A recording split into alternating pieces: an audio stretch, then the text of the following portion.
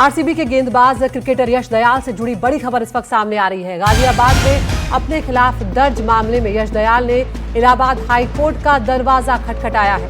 यश दयाल ने अपने खिलाफ दर्ज एफआईआर को रद्द करने की अपील की है। याचिका दाखिल करके एक महिला से यौन उत्पीड़न के मामले में एफआईआर दर्ज होने के बाद यश दयाल ने इलाहाबाद हाई कोर्ट का रुख किया है और अपने खिलाफ जो एफआईआर है उसे रद्द करने की अपील की है।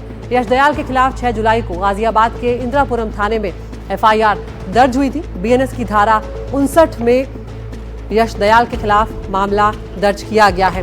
जो पीड़ित युवती है उन्होंने ये आरोप लगाया है कि यश दयाल से सोशल मीडिया के तहत उनकी मुलाकात हुई थी, जान पहचान हुई थी और उसके बाद से वो उनके साथ रिलेशनशिप में है और उन्होंने उनका यौन शोषण किया है। ये आरोप उन्होंने लगाए। हमारे सहयोगी दीपक गंभीर हमारे साथ जुड़ गए हैं। दीपक, यहाँ पर बहुत ही गंभीर धारा जो है वो यश दयाल के खिलाफ लगाई गई है जो कि गैर जमानती है। ऐसे में क्या डिटेल्स मिल रहे हैं? उनकी याचिका में क्या कुछ अपील उनकी तरफ से की गई है?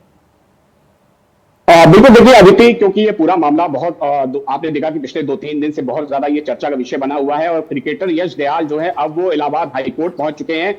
अपने खिलाफ जो मामला दर्ज हुआ है उसको लेकर जो इलाहाबाद हाईकोर्ट पहुंचे यश दयाल, उन्होंने ये अपील की इलाहाबाद हाईकोर्ट से कि जो उनके खिलाफ जो गाजियाबाद के इंदिरापुरम में जो एक एफआईआर दर्ज हुई है बीएनएस की धारा 69 में उसको जो है क्वैश किया जाए और अरेस्ट जो है उस पर जो है स्टे लगाया जाए। जाहिर तौर पर ये आपने देखा कि जिस तरीके से पिछले 3 दिनों से ये बातें सामने आ रही थी कि यश दयाल के खिलाफ एक एफआईआर हुई है और अब ये मामला जो है काफी ज्यादा चर्चित हो गया है और अब ये माना जा रहा है कि आने वाले जो है 2 से 3 दिनों में इस पूरे मामले में जो है जल्द जो है डिवीजन बेंच में सुनवाई होगी। फिलहाल यश दयाल को राहत मिलेगी कि नहीं, ये देखने वाली चीज होगी। अदिति, बिल्कुल दीपक, बहुत बहुत शुक्रिया आपका। आपके पास हम लौटेंगे तो यहाँ पर अब देखना होगा कि क्या कुछ इलाहाबाद हाई कोर्ट का रुख रहता है यश दयाल की याचिका पर। तो यहाँ पर इसमें जो अपने खिलाफ दर्ज मामला है उसमें उन्होंने ये गुजारिश की है कि उनके खिलाफ जो एफआईआर है उसे रद्द किया जाए। तो आपको यहाँ पर बताते चलते जो उनके खिलाफ एफआईआर है उसमें क्या कुछ कहा गया है। एक युवती ने एफआईआर दर्ज करवाई है